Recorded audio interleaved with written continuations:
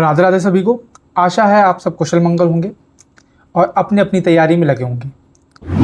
पिछले वीडियो में मैंने आपको ये बताया था कि किस तरह से आप कंप्यूटर अनुदेशक का पेपर 1 जो कि जनरल स्टडीज़ का पेपर है, उसमें स्मार्टली कुछ चुनिंदा टॉपिक्स को टारगेट करके उनको स्ट्रॉन्ग करके आप उसमें जो बेसिक क्वालिफिकेशन है, जो बेसिक एलिजिबिलिटी है, वो क्लियर कर सकते हैं एंड किस तरह से आप उसको अच्छा स्कोर भी कर सकते हैं। मैंने आपको सारी एनालिसिस करते हुए जितनी भी चीज़ें थी, कौन से टॉपिक इंपॉर्टेंट है, किन को लीव करना है, किन पे ज़्यादा ध्यान देना है, सब चीज़ें बताई थी। आज इस वीडियो में मैं पेपर 2 की बात करने वाला हूँ। पेपर 2 क्योंकि सब्जेक्चुअल है, यानी कि सारे क्वेश्चंस जो हैं वो कंप्यूटर बेस्ड रहने वाले हैं, तो कहीं ना कहीं ये एक टफ हो जाएगा क्योंकि कंप्यूटर जो है वो सिलेबस थोड़ा सा बड़ा है और टाइम है कम। तो आज जो मैं बताने जा रहा हूँ वो बहुत ही इंपॉर्टेंट रहने वाला है उन कैंडिडेट्स के लिए जो अपने इस एग्ज़ाम के लिए बहुत ही सीरियस है। आज मैं आपको वो टॉपिक्स बताने वाला हूँ जिससे आपको 80 से 90% मार्क्स जो हैं आपको गेन होंगे। अगर आपने उन टॉपिक्स को स्ट्रॉन्ग कर लिया तो आप पेपर 2 में भी बहुत ही अच्छा नंबर लेके आ सकते हैं। एलिजिबिलिटी दूर की बात है, आप इसमें अच्छा खासा स्कोर कर सकते हैं। तो ये वीडियो बहुत ही इंपॉर्टेंट रहने वाला है और ये प्योरली एनालिसिस किया हुआ वीडियो है जिसमें मैंने जितने भी PYQs हैं जो पहले आ चुके हैं और जो RSSB का जो पैटर्न रहता है उसके अकॉर्डिंग मैंने ये वीडियो बनाया है, इसलिए थोड़ा सा टाइम लिया यहाँ पे मैंने। तो इसमें मैं आज यही बात करने वाला हूँ। तो पहले मैं आपको एक बार सिलेबस दिखा देता हूँ, बता देता हूँ कि पेपर 1 पेपर 2 में क्या होता है। मैंने ऑलरेडी डिस्कस कर लिया है, फिर भी बता देता हूँ। आपको पता है दोनों पेपर में 100 क्वेश्चंस पूछे जाते हैं, 100 मार्क्स के होते हैं, यानी कि हर एक क्वेश्चन 1 नंबर का होता है और दोनों में 2 घंटे टाइम मिलता है। ठीक है।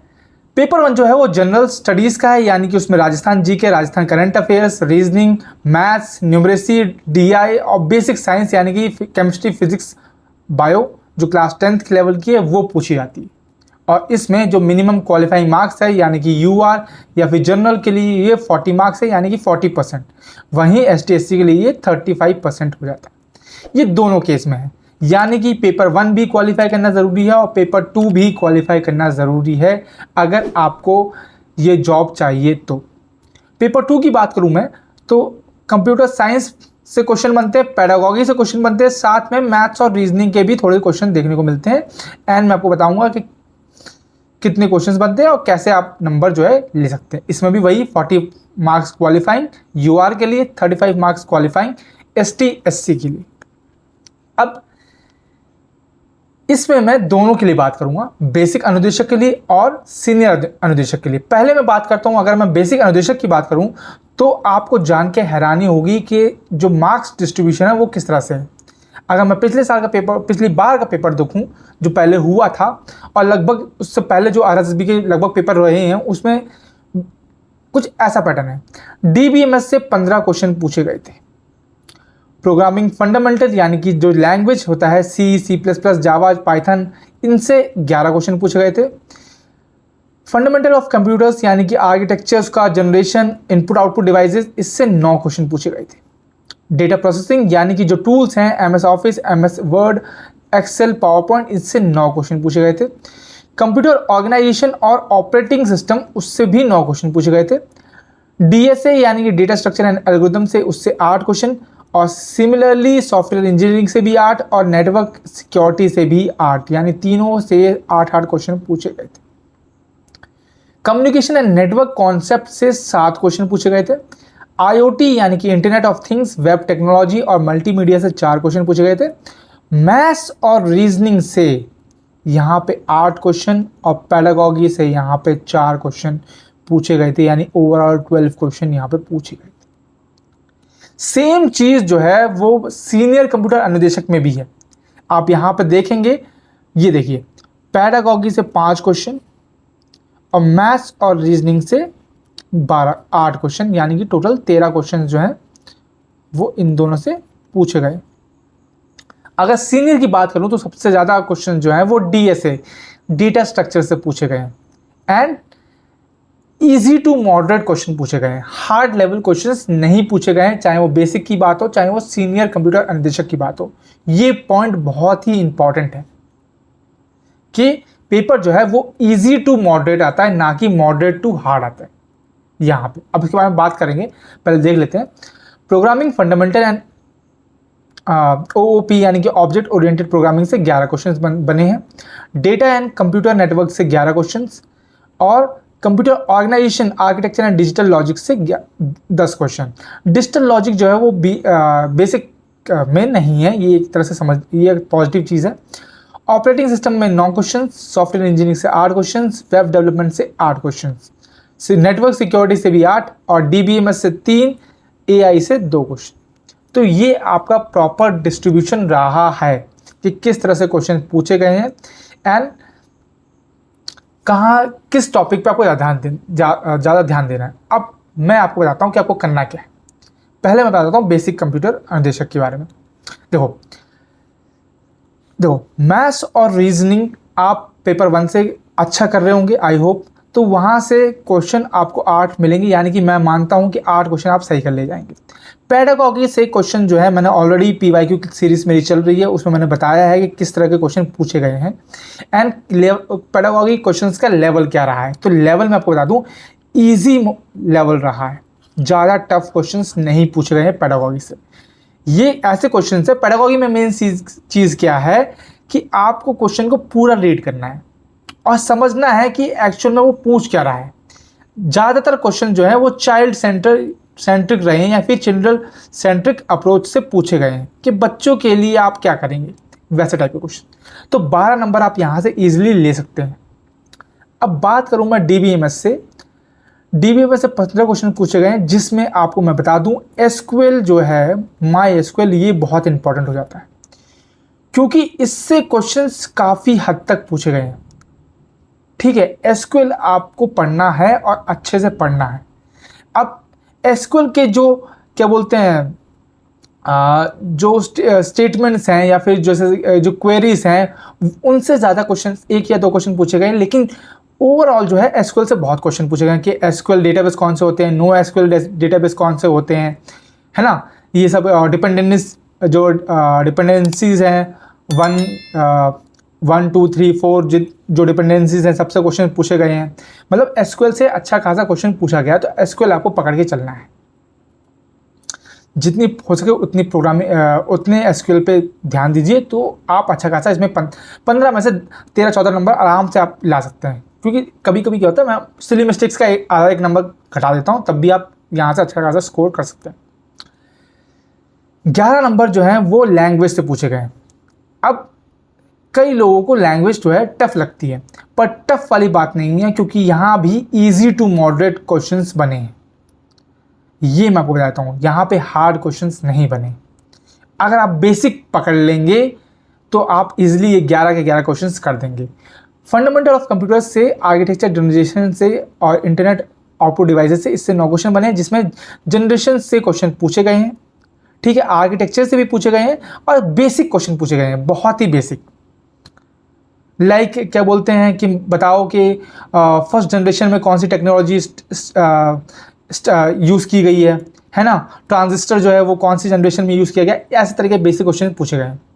MS वर्ड, एक्सेल और पावर पॉइंट से भी बेसिक क्वेश्चन, तो ये भी आपको मार्क्स देके जाएंगे।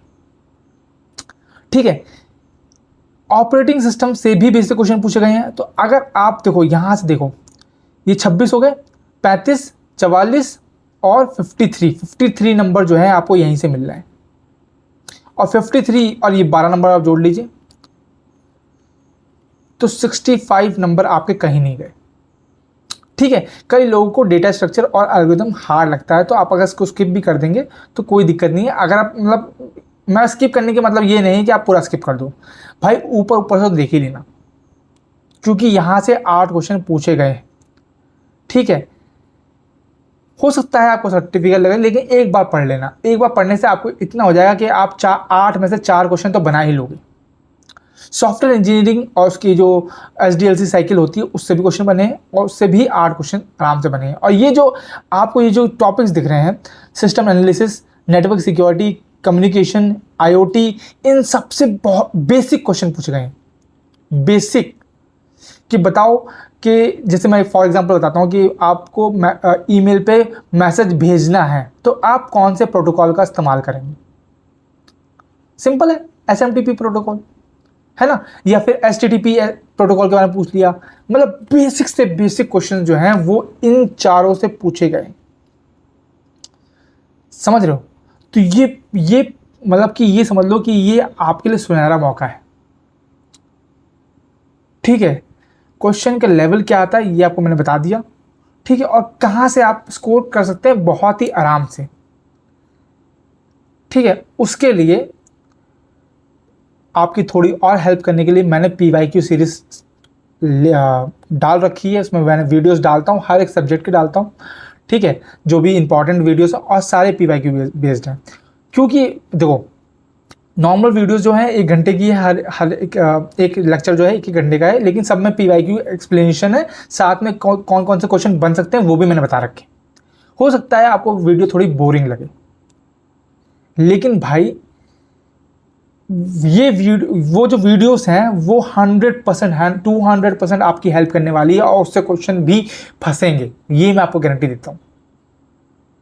इसलिए वो वीडियो बहुत इंपॉर्टेंट होती है। और ऐसा नहीं है कि मैं आपको 50 वीडियो डाल के दे दूँ, नहीं भाई, मेरी कोशिश होगी कि मैं बहुत ही लिमिटेड वीडियोस डालूँ, 10 से 20 इतने ही वीडियोस डालूँ जिसमें आपका पूरा मेजॉरिटी 80 से 90% कवर हो जाए और आपको ईजिली हेल्प मिल सके। सेम चीज़ अगर मैं बात करूँ सीनियर की, तो सीनियर में भी आप देख सकते हैं, सीनियर में डेटा स्ट्रक्चर जो है वो इंपॉर्टेंट हो जाता है क्योंकि ये सबसे ज़्यादा मार्क्स कवर करता है। ठीक है, प्रोग्रामिंग फंडामेंटल पर अगर ध्यान दोगे 11 क्वेश्चन यहाँ पे भी हैं। उसके अलावा डेटा एंड कंप्यूटर नेटवर्क और कंप्यूटर ऑर्गेनाइजेशन, ये बेसिक टॉपिक्स है, इनसे ज़्यादा हार्ड क्वेश्चन नहीं पूछे हैं। डिजिटल लॉजिक्स के क्वेश्चन अच्छे खासे बने हैं, तो इस पर आपको ज़्यादा ध्यान देना है। ठीक है, ऑपरेटिंग सिस्टम में भी बेसिक क्वेश्चन और सॉफ्टवेयर इंजीनियरिंग, इन दोनों में बेसिक क्वेश्चन पूछे गए हैं, यानी कि क्या बोलते हैं, नॉर्मल रहा है यहाँ के क्वेश्चन, ज़्यादा हार्ड नहीं पूछे गए हैं। वेब डेवलपमेंट में XML से ज़्यादा क्वेश्चन पूछे गए हैं, ये मैं आपको बता देता हूँ। XML और HTML इन दोनों पे आपको फोकस करना है। CSS और जावास्क्रिप्ट को आपको तो नॉर्मली ऊपर से देख लोगे तब भी चल जाएगा। XML पे आपको ज़्यादा फोकस करना है क्योंकि इससे अच्छा खासा क्वेश्चन बने हैं। और ये मैं क्यों बोल रहा हूँ, क्योंकि भाई मैंने वो देखे, ऐसा नहीं है कि मैं आपको कहीं से भी कुछ भी उठा के बता रहा हूँ। ठीक है, क्रिप्टोग्राफी से क्वेश्चंस बने हैं, लेकिन बेसिक क्वेश्चन बने हैं। पब्लिक की, प्राइवेट की, एनक्रिप्शन, डिक्रिप्शन, इन सब पे बने हैं। नेटवर्क सिक्योरिटी, फायरवॉल वगैरह पे भी क्वेश्चन बने हैं, बेसिक क्वेश्चन बने हैं, आराम से आप कर सकते हैं। बेसिक ऑफ कम्युनिकेशन पे भी 6 क्वेश्चन बने हैं, वो भी बेसिक रहे हैं, तो इसमें भी ज़्यादा आपको वो नहीं करना है। और AI से यहाँ पे 2 क्वेश्चन आपको देखने को मिले हैं। मशीन लर्निंग से क्वेश्चन नहीं बने हैं। ठीक है, ये मैं आपको क्लियर कर दूँ। तो बेसिकली अगर आप मेन चीज़ पे भी फोकस करोगे, क्योंकि सिलेबस बहुत वास्ट है, टाइम है कम, तो आपको देखना है कि कौन से टॉपिक आपके लिए इंपॉर्टेंट है, उसी पे फोकस करना है, उसी को बार बार रिवाइज करना है। ये चीज़ मैं आपको बता दूं, अगर आपको पेपर 2 क्वालिफाई करना है, पेपर 2 में अच्छा नंबर करना है, तो ऐसा नहीं है कि आप वीडियो देख लेंगे तो आपको सब याद हो जाएगा। ऐसा नहीं है कि आपने थ्योरी पढ़ ली, थ्योरी को पढ़ के याद कर लिया तो आपको याद हो जाएगा, क्वेश्चन बन जाएंगे, ऐसा नहीं है। इम्पॉर्टेंट चीज़ ये है कि आपको प्रैक्टिस करनी है। और प्रैक्टिस कैसे करनी है? प्रैक्टिस करनी है PYQ की, प्रीवियस ईयर क्वेश्चंस की प्रैक्टिस करनी है। अब आप बोलेंगे कि सर जो कंप्यूटर अनुदेशक का पेपर है वो 2022 का ही मिल रहा है, प्रैक्टिस करने के लिए एक सेट में हमारा क्या होगा? तो मैं आपको बता दूं कि RSSB ने और भी पेपर कंडक्ट कराए हैं, जैसे इन्फॉर्मेटिक्स वाला जो है ना, वो कर लीजिए। कंप्यूटर से रिलेटेड जितने भी RSSB ने पेपर करवाए हैं सारे आप पेपर लगा डालो। हो सकता है कुछ क्वेश्चन आपके ना बने, आउट ऑफ सिलेबस आ जाए, उनको छोड़ो, वो भूल जाओ। कि ये भूल जाओ कि भाई मैं जैसे मान लो कई बार क्या होता है कि हम मॉक दे रहे होते हैं या फिर PYQ दे रहे होते हैं, उसमें नंबर हमारे कम आते हैं, हम क्वालिफाई नहीं कर पाते। तो ये भूल जाओ कि भाई आप क्वालिफाई कर पाए या नहीं कर पाए। आप ये देखो कि आपके किस एरिया के क्वेश्चन गलत हो रहे हैं और क्या वो एरिया इंपॉर्टेंट है। अगर वो इंपॉर्टेंट है तो उसको बार बार करो, अगर इंपॉर्टेंट नहीं है तो उस क्वेश्चन को देखो कि आपने उसमें गलती क्या की है, उसको नोट करो और आगे बढ़ो। ठीक है, जितने मॉक लगाएंगे उतना आपको बेनिफिट मिलने वाला है, ये मैं आपको बता देता हूँ। और PYQ लगाना बहुत ही इंपॉर्टेंट है। मैं बार बार फोकस PYQ पे इसलिए कर रहा हूँ क्योंकि पेपर वहीं से बन रहा है। पेपर पूरा का पूरा PYQ से ही बन रहा है, ये मैं आपको बता दूं। ठीक है, तो बस यही मुझे बताना था। और हमारी जो सीरीज़ है उसको ज़रूर देखिए एंड हो सके तो उसको शेयर कीजिए। ठीक है, अगर कोई क्वेश्चन आपको पूछना होता है तो उसी के कमेंट सेक्शन में आप क्वेश्चन पूछ सकते हैं एंड मैं सभी क्वेश्चंस का जवाब देता हूं, ये मैं आपको बता देता हूं। ऐसा नहीं है कि मैं किसी भी कमेंट को अनदेखा कर देता हूं। अगर कोई इंपॉर्टेंट क्वेश्चन पूछता है तो मैं उसको पक्का बताता हूं। ठीक है, कोई भी हेल्प चाहिए, कोई भी कुछ भी चाहिए तो आप कमेंट सेक्शन में लिख के बताइए कि क्या होना चाहिए, किस तरह से हेल्प मैं कर सकता हूँ, तो मैं आपकी ज़रूर हेल्प करूँगा। ठीक है, तो बस यही बताना था। आई होप कि वीडियो आपके लिए मीनिंगफुल रहा होगा, इससे आपको थोड़ा बहुत एक्स्ट्रा नॉलेज मिली होगी। बस इसको शेयर कीजिए और दोस्तों से हेल्प कीजिए ताकि उनको भी पता चले। ठीक है, मिलते हैं अगले वीडियो में, तब तक के लिए राधे राधे सभी को।